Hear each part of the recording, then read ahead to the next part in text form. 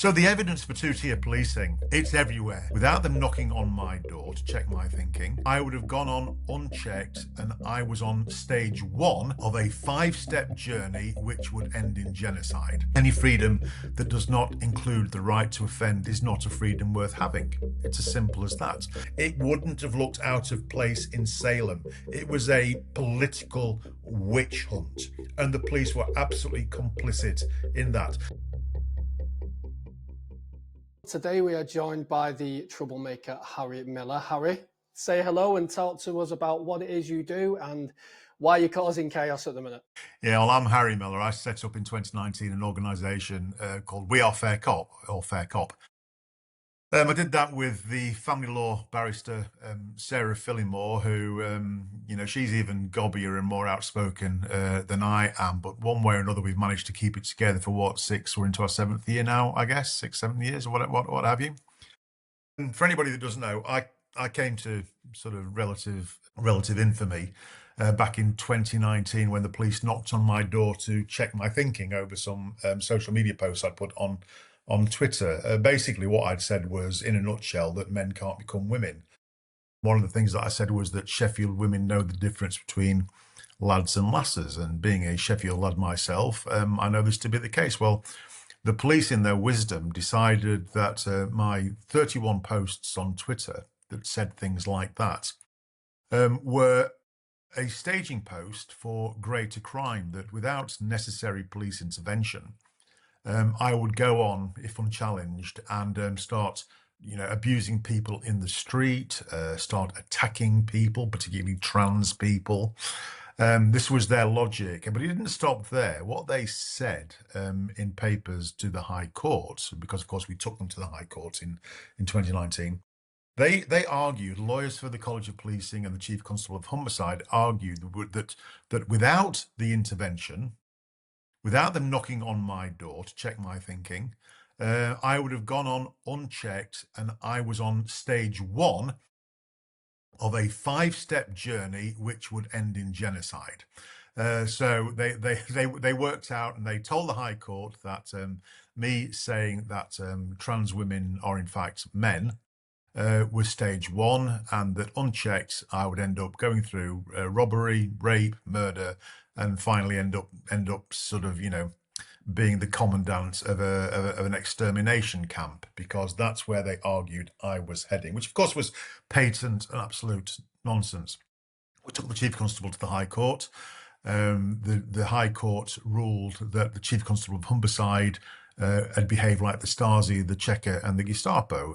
These police forces are not the best in recent European history. In fact, they are most definitely the worst.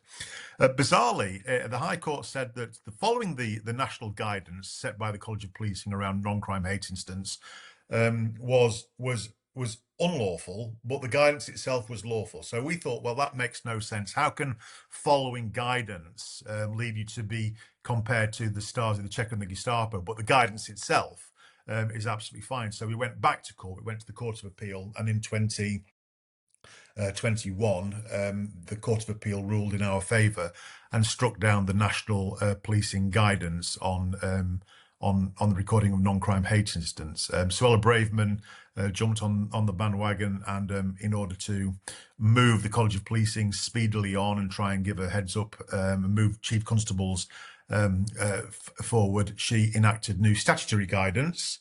And then the College of Policing, bless their hearts, eventually followed suit and issued new guidance around non-crime hate incidents and hate crimes in general.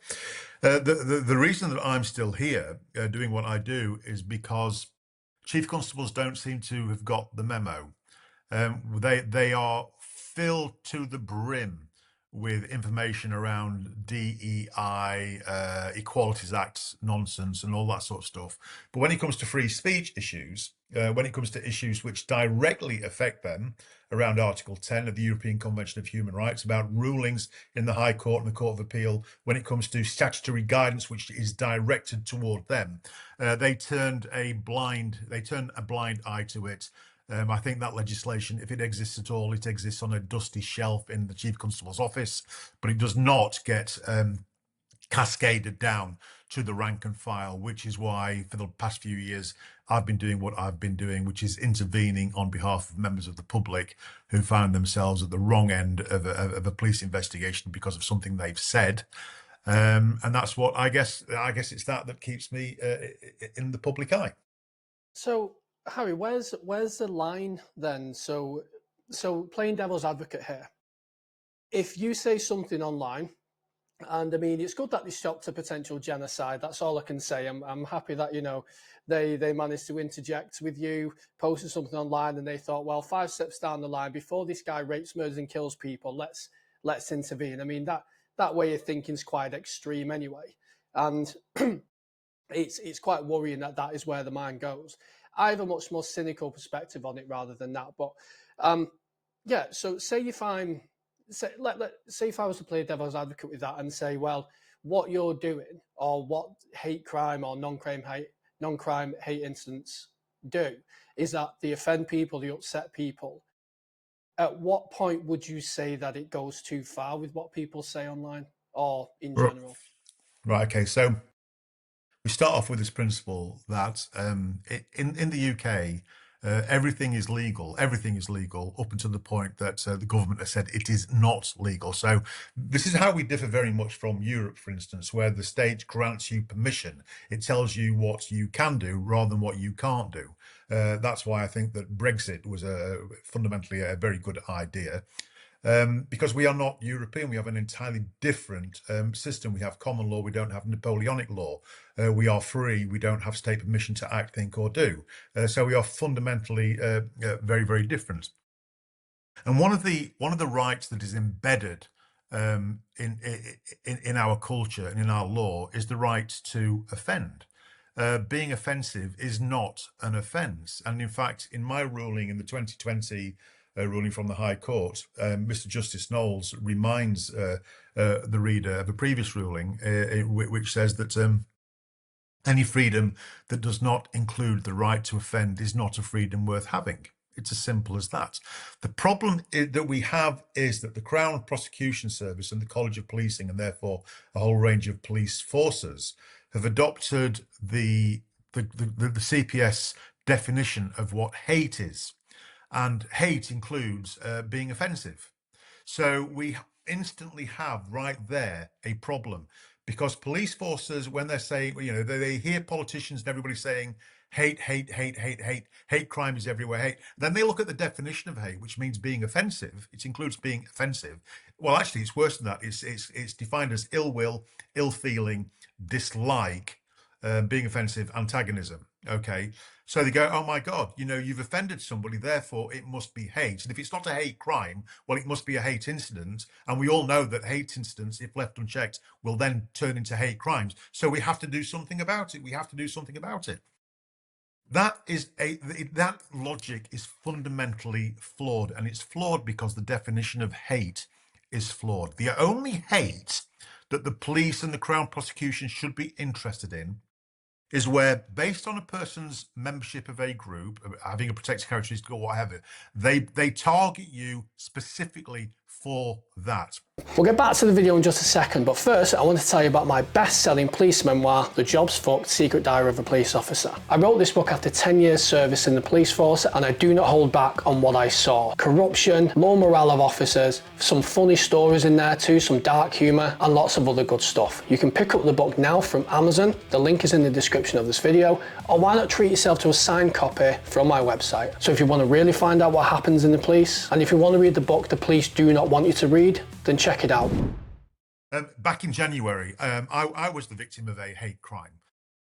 I was out cycling and with two of my friends, and this nutter decided to pull alongside us and shout out, "Pay your effing road taxes," and then he proceeded to ram into all three of us. Two out of the three of us ended up in hospital.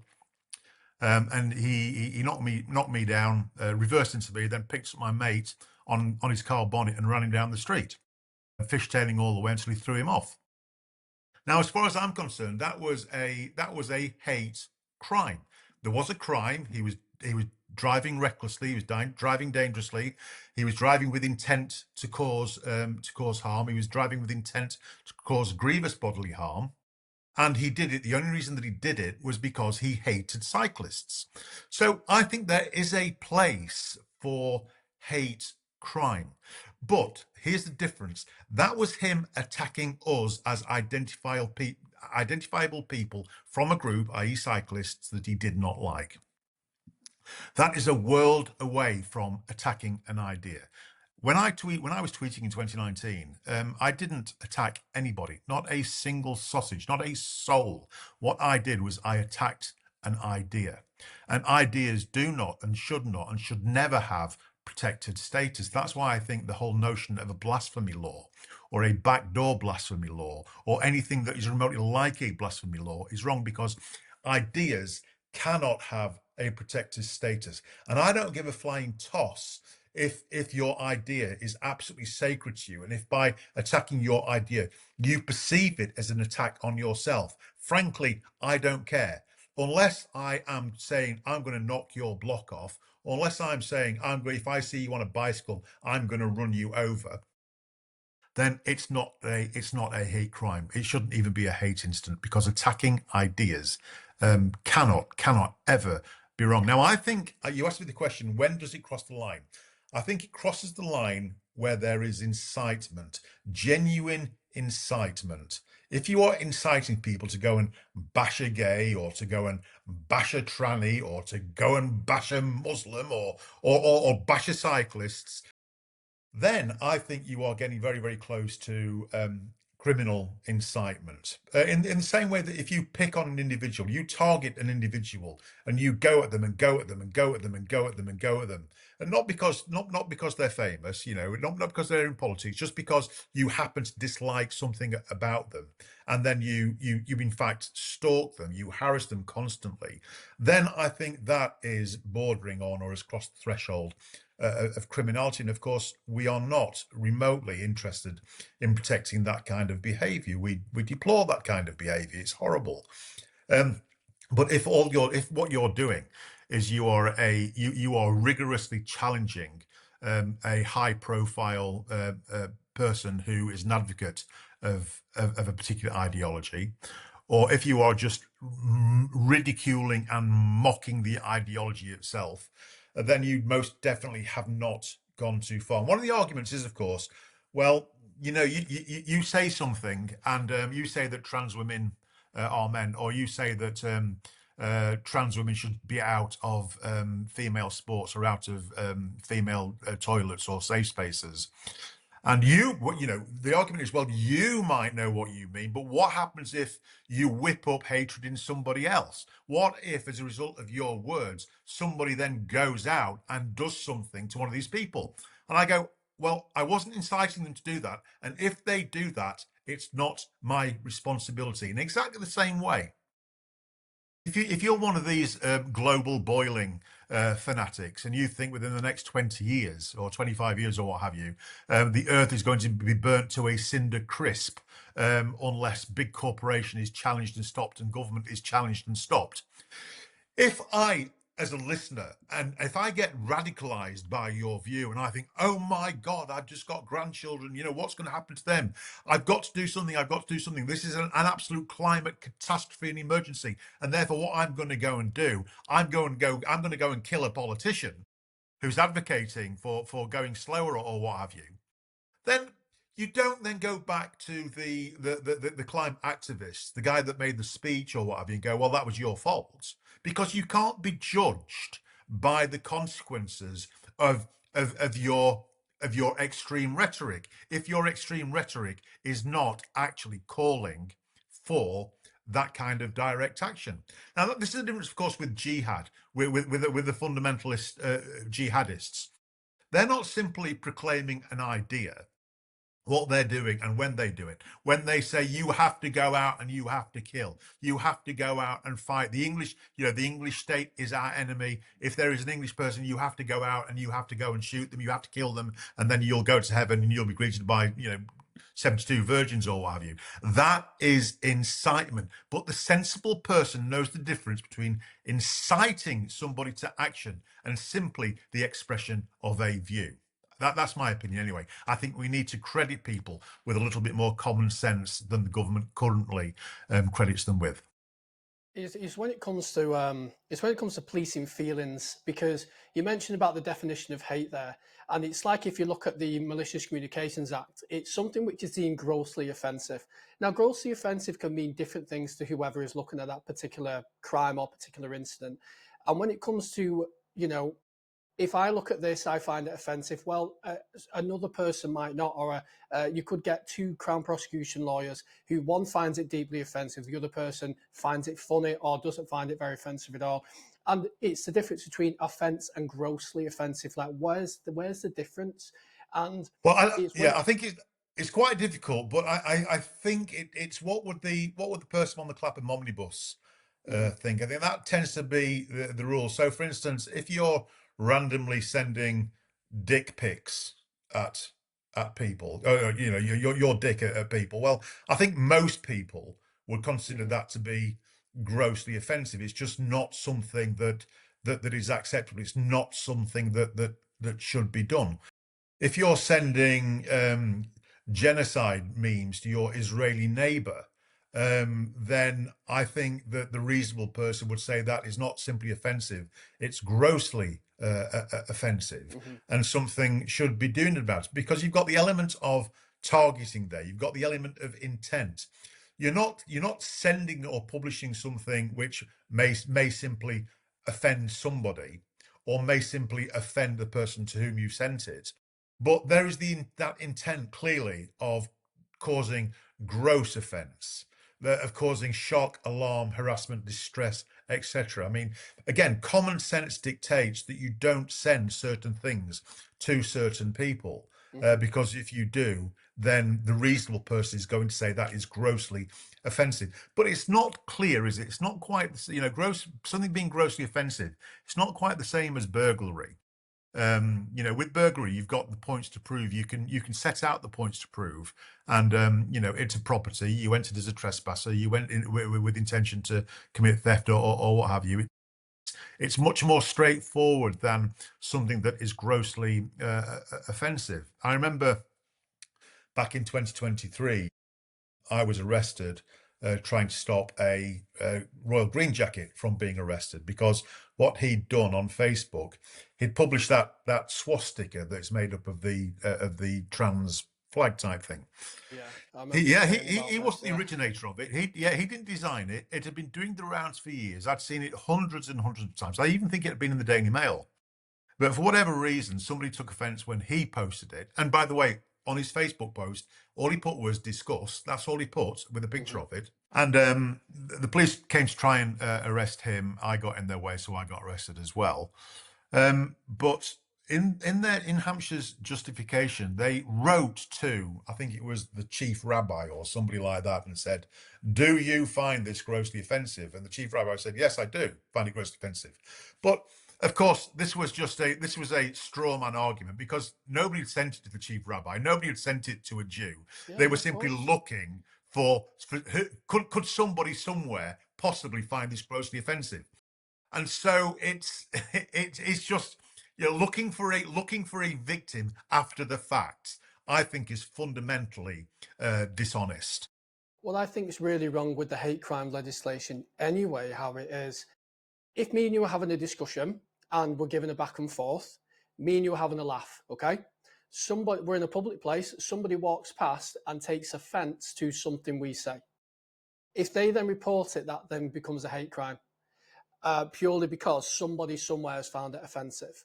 And also, what I have heard as well is when the people are calling up the police, going, "I've just heard this being said," or I use an example in the book is someone from an Indian background has something, he has like his wall vandalized outside his house. And he calls up to report the criminal damage. And the call taker goes, "Well, I think it's my perception that that only happened because of your background and because of your culture.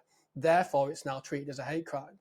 Even though the person who is reporting the crime or who it indirectly involves hasn't raised that, it's one of those weird situations where if somebody somewhere believes it to be a hate crime, it is then classified as a hate crime. And it's very hard to get something uncrimed as a hate crime.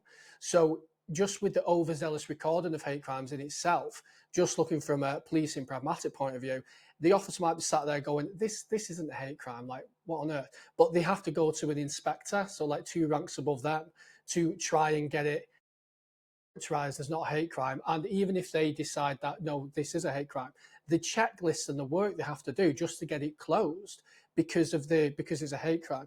Now, I'm pretty cynical when it comes to this. I know that they say that they gave the rationale and justification of it's to prevent future genocide and prevent future harm and all the rest of it, which I think is quite extreme anyway. Personally, I think it's just an easy detection, or it's an easy tick in the box for the police force, because how can you disprove that someone felt offended? If all you need to prove that that was a hate crime is, did this person say this? Because we're not even looking at intent, we're looking at, was this person offended? So we're taking it away from the person who committed the apparent crime and putting it purely on the subjective opinion of the victim. So then that way it's an easy detection because you can't disprove it. I thought it was interesting what you said before about the intent behind something. And there was a case, I'm not entirely sure, but it was about, did I incite anyone to actually do something? I think it was called the Vandenberg test. It was something That's in right. Ohio. Yeah, and Yeah. it was a member of the Ku Klux Klan had said something, and then someone went and acted on what he'd said and caused harm. And he argued, well, I might have said these things, but I didn't actually directly call for anyone to do something. And when we look at more recent cases of people putting on tweets, certainly when everything was happening with Southport and with Lucy Connelly, she put on a tweet, she deleted it a few hours later, but that was used to say, well, you've caused or incited everything else to happen, which is why you went to prison for such a long period of time. And I think when we look at tweets and hate crimes and everything else in general, when we are letting people walk free from prison when they've committed serious violent offences, or they've committed burglaries, or I've even heard of people getting community service for a serious sexual assault, and yet we are putting people in prison because somebody found something offensive. Why do you think that we're putting so much emphasis now on people's feelings rather than actual crimes which affect people? I think it's a power grab by the state. You I reckon? think I think the things that the state do in the name of national security, they're actually doing in the name of national insecurity, deep insecurity. And this is why we have so many instances of two-tier policing. I mean, you look at the Lucy Connelly case, for instance. She posted what she posted in the aftermath of an absolutely horrendous act of violence. She said, as many other people will have said, her first instinct was that it was something to do with immigration. Well, she was right about that. She was probably felt sick of the fact that no government, repeated government, Home Office ministers have been absolutely ineffective in challenging the problem. So that fed into it. She was wrong to say, go down and burn a migrant hotel, but she knew she was wrong. She took the dog for a walk and came back 2 hours later and deleted it. Well, what is the purpose of prison? Well, the purpose of prison, there are a couple of purposes. One purpose is to protect other members of the public from you because you're so dangerous. Well, that clearly wasn't the case. Lucy Connelly wasn't a danger to anybody. And the other one is, of course, to make you learn about the error of your ways. Well, she taught herself in a 2 hour dog walk. So what is the point of prison? I think the point of Lucy Connelly going to prison was to generate a chilling effect across the nation. And that if you express extremist views, and it was an extremist view, it doesn't matter. There is no possibility of repentance. You can't go for a dog walk and take it down and try and put things right. It's there forever, and you will pay for as long as the state can make you pay. Justice will be swift. It will be absolutely merciless. And this, of course, is the characteristic of a Stasi state. This is the characteristic of a deeply insecure state, a deeply insecure government. Keir Starmer is deeply insecure. Remember, all this started at the start of his reign of terror last summer. And I think the thing about Keir Starmer is that he's not a politician, not really. He is a prosecutor. He was a former head of the CPS. Now, you know, as well as I know, that if you've been involved in law enforcement, you tend to polarize people. You see victims and perpetrators. Normal people simply don't exist. Everybody is either a victim or everybody is a perpetrator. That's just the way, it's just the way your mind works.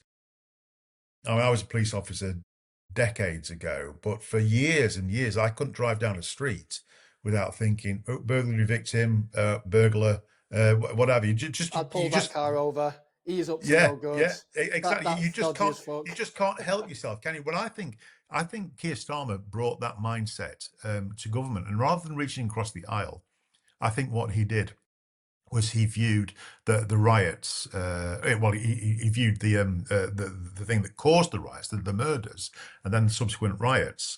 I think he viewed them through a prosecutor's mindset. And if you're a prosecutor, your job is not to find a compromise. Your job is to abolish the argument of the defence, to not look for any mitigating circumstances. And if you're going to do your job right, it's to get the maximum possible, you get a guilty verdict and get a maximum possible sentence. And I think that that's the mindset which he brought to government. And I don't think that is good for a prime minister, because of course a prime minister will have by their very nature, you will have a party allegiance. But when you hold one of the great officers of state, then I think there is a particular responsibility on you to act in a certain way and to be a prime minister for the whole of the country and not just for a part of the country. And I think he betrayed all of us in the way that he encouraged the police and the courts to go at those people who, quite honestly, were acting. They were acting not lawfully, but there was a degree of justification for their anger. And of course, Keir Starmer, during the BLM riots a few years ago, he didn't have the same unequivocal condemnation of the rioters. As a former CPS guy, he did say that their actions were wrong, but he was very quick to point out that their cause was noble.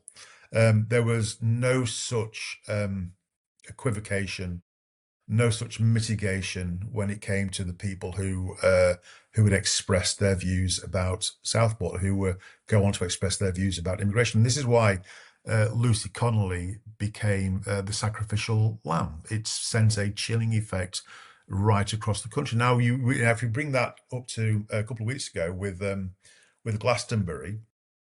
And who was that? What was the name of that idiot? This is the guy who was standing on the stage, wasn't he? Calling for the death. Was it the? I saw Death to the IDF. Death of the IDF. Yeah.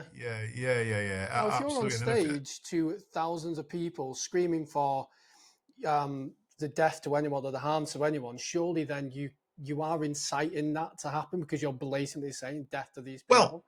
Well, what you're doing, you're inciting. If Lucy Connolly was inciting it, then you most definitely are inciting it. 100%. My opinion is that Lucy Connolly wasn't inciting anything, and neither was that idiot. You know, it's not as though he was Jerry Adams standing on the stage saying death to the IDF or whoever was it.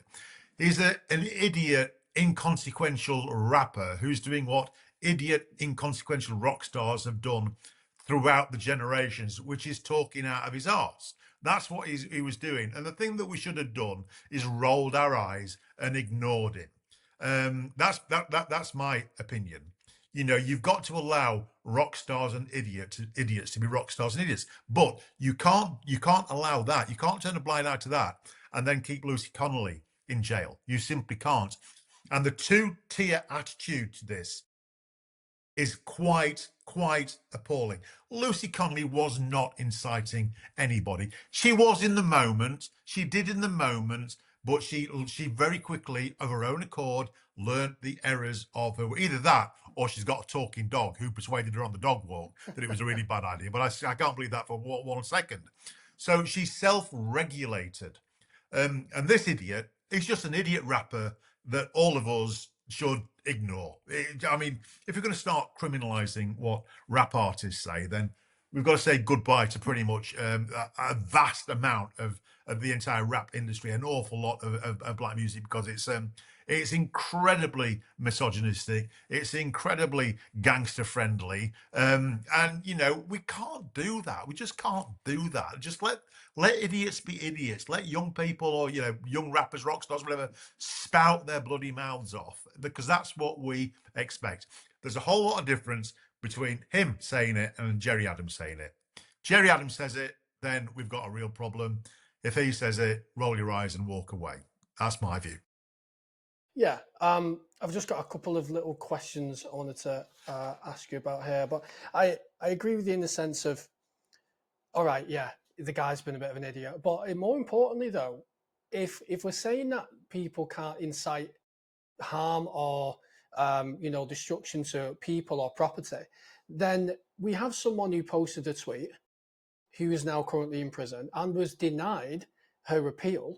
So, okay, let's say that Lucy Connelly went to prison. Say she committed something absolutely heinous, which I don't believe she did, but say she did.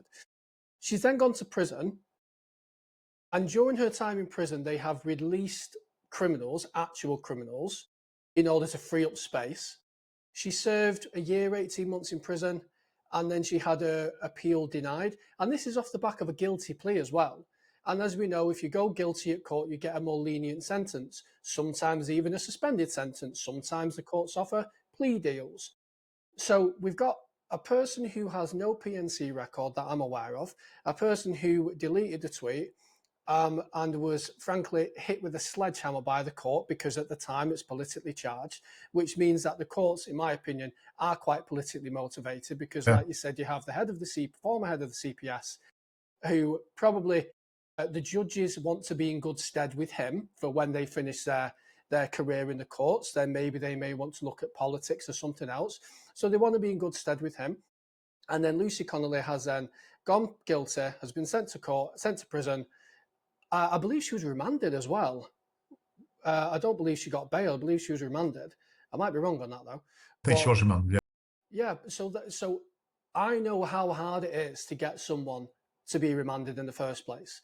I've had cases where it's been absolutely nailed on, and if we release this person, he's going to go right back to her house or right back to that place, and he's probably going to burn down her house or kill her. And the CPS have gone, no, well, we believe that they've no previous history, therefore they can be bailed because we've no reason to believe they won't answer bail or won't answer the conditions. Why is that any different when you've got someone who has posted something and deleted it? He's been treated irrevocably different because it was politically motivated. And then you have somebody standing on a public stage in front of thousands of people chanting harm to somebody based off a political ideology, and they have not seen any kind of legal ramifications that I'm aware of. So when it comes to the two-tier side, and I've spoken to a lot of police officers, and when I asked them about the two-tier policing, they've all said no because they haven't seen it personally. But clearly, from the stories, what we're hearing in the news, and from what we're seeing ourselves, there's clearly some kind of disparity there. So, Harry, when it comes to two-tier policing, like what's your overall view, and why do you think it happens?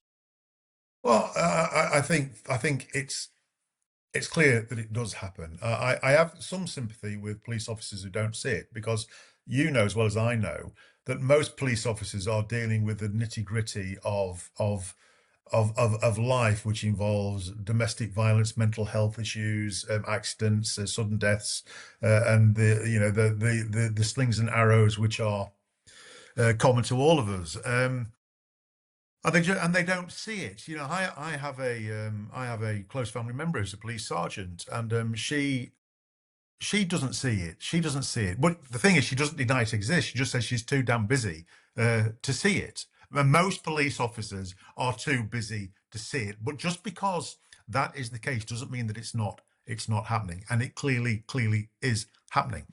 So let's take the last few years, the rush to criminalise women, the rush to criminalise anybody who was gender critical, who believed that men are men and women are women. The Which is rush now to completely criminalise, yeah, legal. yeah, the rush to criminalise them has been absolutely immense from the police, the enthusiasm with which that they've done it, the countless times and in countless areas that this has been going on. And then, of course, the Supreme Court, just in April, I think it was, on behalf of Women Scotland, say, actually, men are men and women are women. And that's what the law says, and that's what the law means. So it's clear that it has been going on. It's very clear when you can predict, for instance, how the police will react to any given demonstration. You know for a fact that if it's got something to do with climate activism, that there is likely to be a very, very soft touch compared with, for instance, any kind of protest that involves the flying of Union Jacks. The difference will be incredible. You look at the way the police have gone along with the pro-Palestinian stuff versus what happens to, even there was that incident last year of a Jew being arrested because he tried to cross the road. I was just I've absolutely. not heard of that one. What was that one? Oh yeah. Well, there's a pro-Palestinian march walking through his neighborhood. I believe it was outside of the agreed route. And a Jew came out of his house, trying to cross the road. The police immediately stopped him, and he said, "Well, I'm wanting to cross the road." And they arrested him, took him away for his own safety. Well, that could not happen. That could not happen. Had it been a bunch of Jews marching through a Muslim neighborhood, that would not have happened. There is no chance it would have happened. We saw it in Batley. We have a teacher who, for the simple crime of showing in a religious studies lesson a copy of Cartoon of the Prophet Muhammad, has been in hiding for what, I think 4 years now. Yeah. 4 years now. That should not have happened. A couple of years later, the police sat on a makeshift jihadi council meeting to give support to the Muslim lunatics who chased a young child out of school because he committed the blasphemy of dropping a copy of the Quran on the floor. And I remember watching and seeing a chief inspector sitting on that council as the council lambasted and shamed the mother of the child. It was like something out of medieval England. It wouldn't have looked out of place in Salem. It was a political witch hunt, and the police were absolutely complicit in that. So the evidence for two-tier policing, it's everywhere if you're engaged with wider politics in the UK. And I understand that a lot of police officers aren't, and that's absolutely fine, and God bless them. So that's very true and very worrying what you've just said, especially about the lad crossing the road, because surely we should look at the protest and how that's affecting the community rather than the community. You know what I mean? Like the community feels unsafe anyway. Okay, so but the thing is, the police have got a hierarchy of victimhood. Yeah, intersectionality. So if you are trans, if you're a Muslim or what have you, then you score more points on the victimhood scale than if you or me. There was a very, very interesting story in your own book, actually, about domestic abuse and how you very swiftly went from victim to perpetrator. And that's because you don't score as many points as a white male as your former partner as a female, and the switch can happen very, very quickly. There's also another interesting story in your book about the rush to victimhood. I think it was a Ring doorbell was involved. Somebody had shouted through a letterbox, and the woman wasn't there, but she later saw it on the recording on the Ring doorbell, and the police treated it as a hate crime.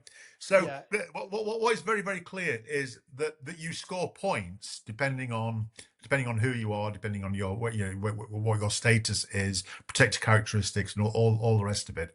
And if you hit a critical mass on those points, then victim and offender is simply reversed, because the police cannot conceive you as a white male as a victim. They cannot conceive me as a straight, white, heterosexual male being a victim of a trans of a lunatic trans person. They Mm-hmm. can't conceive it.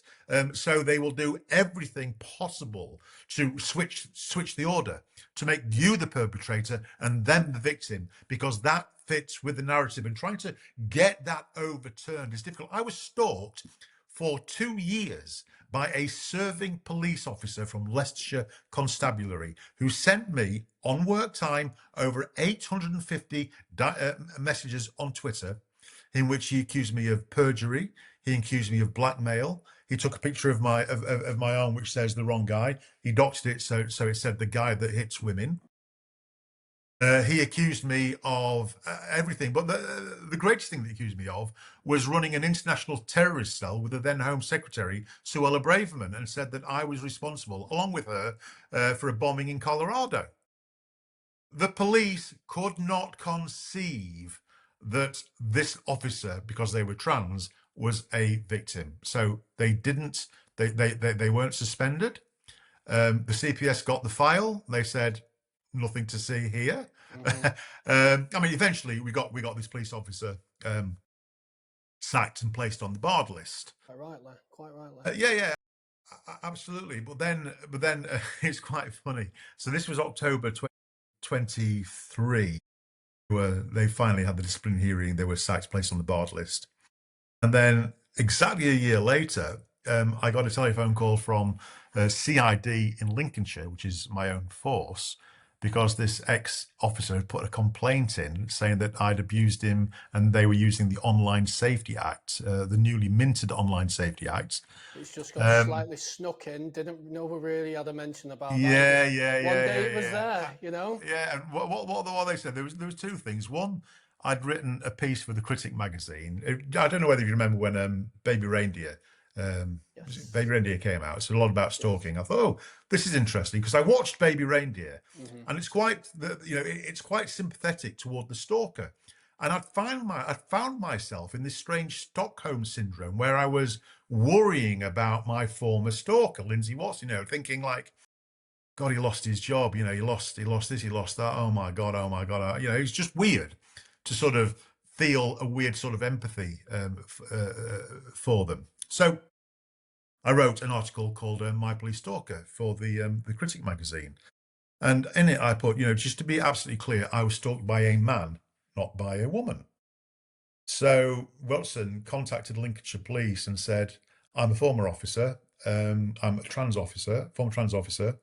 This person has breached the Online Safety Act because they have knowingly conveyed false information about my sex, and it has caused me a non-significant psychological harm, not non-trivial psychological harm."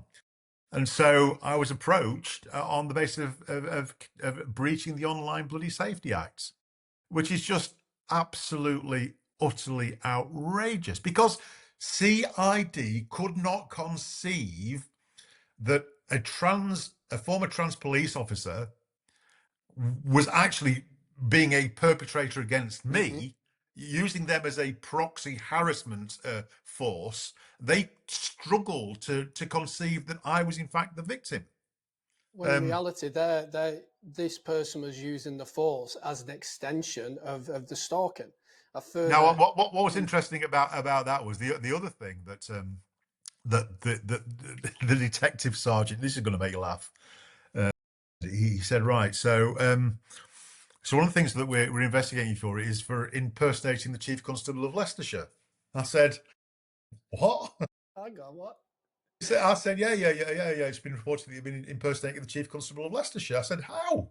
When did I do that? He said, I've got it here in black and white. He said, it says on the Fair Cop timeline on October 27th, 2023, that was the day that Lindsay Watson got booted out of Leicestershire Police. It says here, statement read the dismissal of Lindsay Watson from Leicestershire Police. I said, yeah. He says, well, that's you pretending to be Leicestershire Police. I said, you what?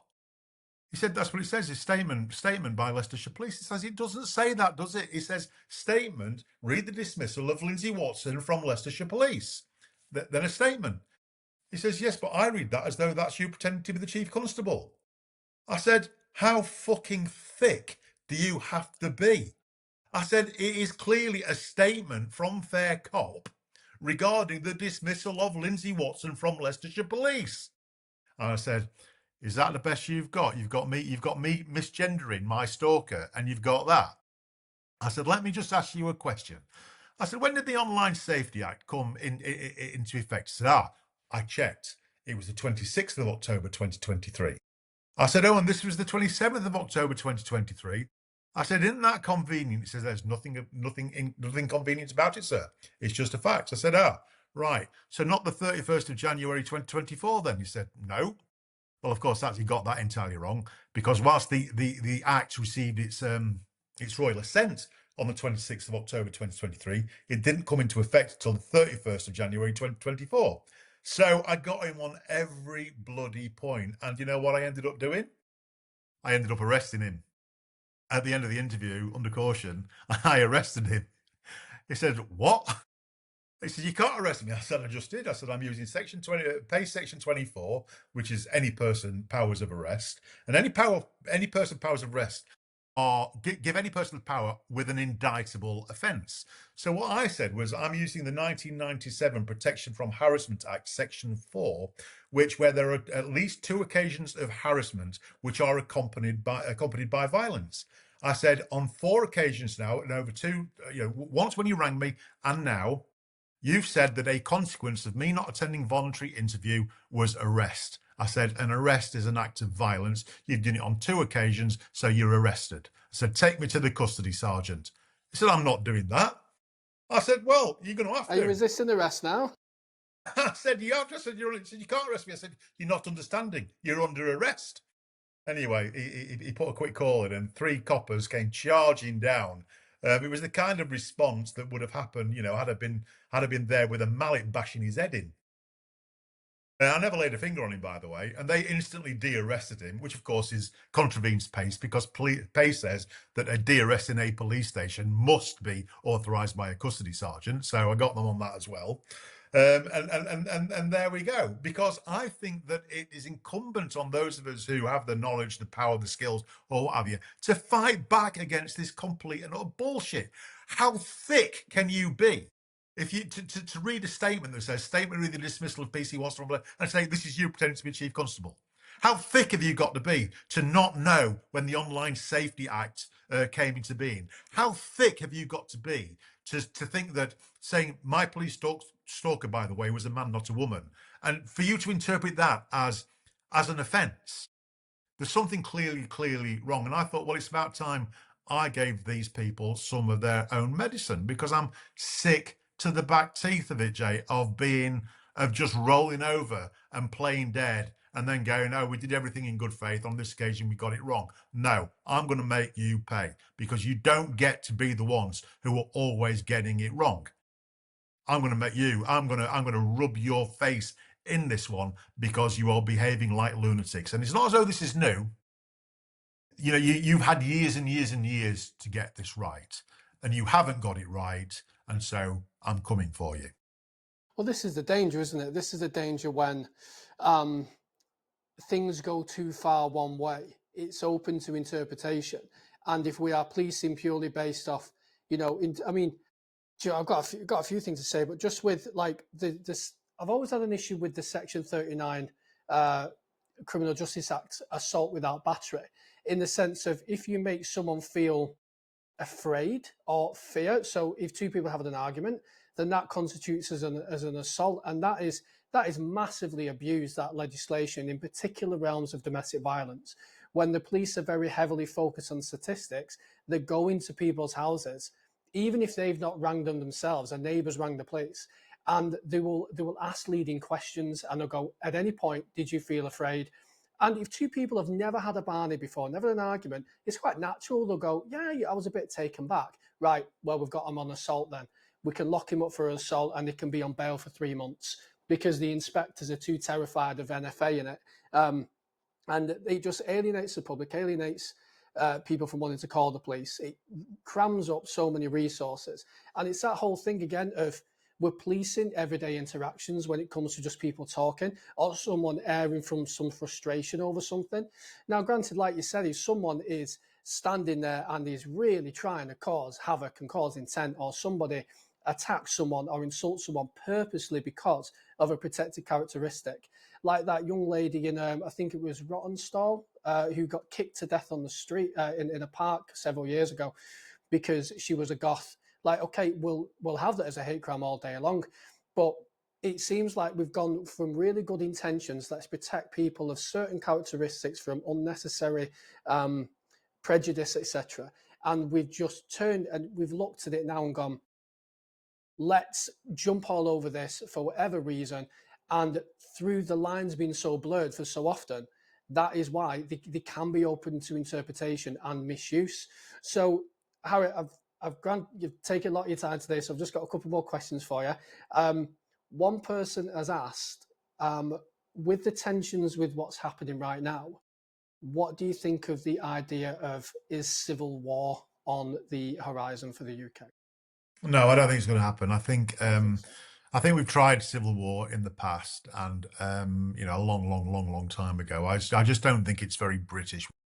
We're very, very good at moaning. We're quite good at protesting, but at the end of the day, we tend to work it out. And even though I'm incredibly critical of the successive UK governments, the police, etc., objectively, we're still not in too bad a place. Not really. Not when if you have any knowledge of history, if you have any knowledge at all of the regimes of recent times across the world, and even right now, we're still. It's going the wrong direction. It's very much going the wrong direction, and there are some egregious and terrible examples of Stasi-like behaviour by the state and by the police, and of course we absolutely have to come against that. But I don't think it's in our nature to have a civil war. I think there is a danger that we have something akin to a mini civil war or more outbreaks of violence because of the people that we're importing. It's just a fact of life that there are other places in the world where violence is commonplace, where if you don't get your way, that you resort to violence, you resort to burning cars, killing people. And if we keep having unchecked immigration and we keep allowing these groups to live in ghettos, then that will provoke a reaction from ordinary English people like you and I. But then that fairly ordinary reaction, I think, may then provoke something even stronger in them, and we may have something that is not a civil war, but something that is akin to some of the dark days that we've had, over the last 20 years. But no, I don't think it's in our nature to have a civil war. Yeah, I think I agree with that in the sense of a full-scale civil war where we're overturning the government and a revolution, etc. I can't see that happening, but I do think that public tensions are particularly quite high, and I think one of the big reasons for that is, like you mentioned, to do with immigration, because immigration is a very hot topic at the moment. Certainly, when it comes to immigration relating to cultures that maybe don't respect women as much as the UK culture does. I mean, I've been speaking to a lot of different people, and I've been speaking to quite a few prison officers, and they said in prisons there is a vulnerable persons ward, and if someone is here illegally, then they are housed in the prison in the vulnerable persons ward. A lot of the people there are from these cultures which aren't most respectful to women, and there's been incidents where female prison officers have been assaulted or they're not listened to, and even cases where a migrant has tried to drag one of them into a cell to do God knows what to them. It's actually taken the other prisoners to intervene because the prisons just don't have any staff. I mean, when we talk about the police service and the public services being underfunded and understaffed, the prisons are absolutely screwed. Like they just have no staff, they have no resources, and it's so goddamn dangerous to be a prison officer. So they're often called like the forgotten service, and I can completely understand why. So even from an internal perspective like that, they're seeing in that micro culture, that micro environment, the ramifications of these cultures who don't want to integrate, these people that don't want to integrate, and the effect that that's then having. When we look broader, we can see the incidents which are happening around the country, and I think quite naturally people are upset about it, and it's it's not okay, and I do think the government needs to get a lot of hand on it. But like you said, if you do complain about it or you're very vocal about it, you are labelled as far right, a racist, etc. So it's like an ad hominem argument rather than standing there and going, okay, well, we've clearly got a bit of an issue. The people who we represent are obviously upset about this. Let's talk about it. Let's figure out a way. They just throw out statements like smash the gangs or stop the boats. Well, it's all well and good saying that, but how are you actually going to implement it? And stop towering everybody who does have a concern, a legitimate concern. Like I was speaking to somebody from a women's charity the other day, and they said they can't walk home. Like they live in London and they can't walk home without somebody recording them, following them, somebody pressing up against them on the train. And most of the time, it is somebody from one of these cultures. And people are very scared of their own safety, but even more scared of saying anything about it in case they then are on the receiving end of a pair of handcuffs. Harry, just with everything what you do, and with the fair cop, the fair cop work, the work surrounding freedom of speech, more sensible policing when it comes to this sort of thing. If we didn't have your side of the argument, if we didn't have your voice in this space, and the government were able to go as far and wide with it as they wanted, what do you think would be the end result of that? Well, I think what the state wants, and they're using a willing police force who are still carrying a vast amount of guilt over the Macpherson report, etc. And when you've got guilt-ridden chief constables and corporate guilt within an organisation, it's quite easy to manipulate them and say, get ahead of the curve on this occasion by doing X, Y, and Z. So I think that what would happen is that there would be a massive threat to one of the fundamentals of democracy, which is freedom of speech, the right to voice an idea. And it doesn't matter how extreme that idea is, in all honesty. You should be able to, I think you should be able to voice it. If you believe that the earth is about to frazzle, if we continue to use oil, then you've got a right absolutely to advocate that. But in the same instance, if you think that unchecked immigration is a bad thing, as I do, I'm all for immigration. I'm dead against unchecked immigration. If you want to argue that trans women are in fact women, then you have every right to do that. But if you want to change the law, if you want to have access to spaces that hitherto you did not have access to, then the onus is on you to persuade the power brokers in a parliamentary democracy that your version of events is correct. And then you've got to trust that at the next election in 4 or 5 years' time, that the demos, the people, aren't so outraged by what their decision makers have done that they don't overturn them. That's what happens in a democracy. I think that without the work of Fair Cop and without the work of Maya Forstatter and others, and I think law would have become less relevant. One of the things that we did in 2019 and 2020 was uncovered an awful lot of policies within policing that were not based on the law, which had been written by pressure groups like Stonewall, like Mermaids, people like that. And so if you can infiltrate a whole bunch of ideology into the documentation, procedures and policies of the lawmakers, then you don't really need to change the law. You can bypass democracy because the police will act as though that is the law without ever troubling a parliamentarian. So I think that was the great danger, that we were going to drift away from the rule of law to the rule of something else. One of the things that has really worried me was I think it was the 2002 Police Act, where the wording of the oath of attestation, which every police officer takes, was changed. Prior to 2002, you swore allegiance to the sovereign. and you swore to the best of your ability to keep the sovereign's peace and to uphold the law. But since 2002, you've been sworn to uphold the sovereign's peace, uphold the law, and human rights, as though human rights in it and of itself is something that need upholding. Well, that's fine. If a human right is embodied in British law, then of course you uphold it. But when Amnesty International, for instance, using a person's pronoun is a human right, getting the pronoun right is a human right, trans women are women, that is a human right, an inalienable human right, then what is a police officer to do? Because they've sworn not only to uphold the law, but to uphold human rights. And that, I think, is where much of the rot and the confusion started. Any human right that has been embedded into English law, you uphold. But you don't need to have a separate part of a vow to uphold human rights, which may not and probably are not, which remain contested and aren't in British law. You cannot have in the minds of police officers that somehow it's their job to uphold them too. And I think that's where we get into an awful lot of a mess. Amazing.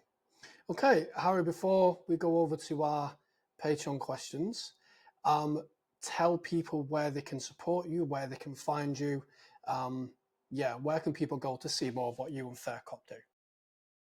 Well, our main point of interaction is at We Are Fair Cop on X. That's it. We don't have, we don't have a bank account. We don't have any funding. We don't have anything. Something you should watch out for is that we're in Leeds on Thursday at the High Court. We're taking the Chief Constable of Northumbria to judicial review for her forces marching in Northern Pride last year. Interestingly, she was marching not very far behind a bunch of Palestinian waving lunatics who were shouting from the river to the sea.